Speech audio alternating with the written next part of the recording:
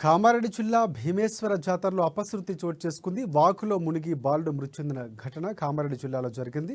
తాడ్వాయి మండలం సంతాయపేట గ్రామంలో గల భీమేశ్వర ఆలయం వద్ద వాగులో పుణ్యస్నానం చేస్తూ ఉండగా ప్రమాదవశాత్తు వాగులో మునిగి శేఖర్ అనే ఒక బాలుడు మృతి చెందాడు. బాలుడు మృతితో కుటుంబంలో తాండాలో విషాద ఛాయలు అలుముకున్నాయి. తండ్రి ఫిర్యాదు మేరకు కేసు నమోదు చేసుకుని దర్యాప్తు చేస్తున్నట్లు తాడ్వాయి ఎస్ఐ వెంకటేశ్వర్లు తెలిపారు.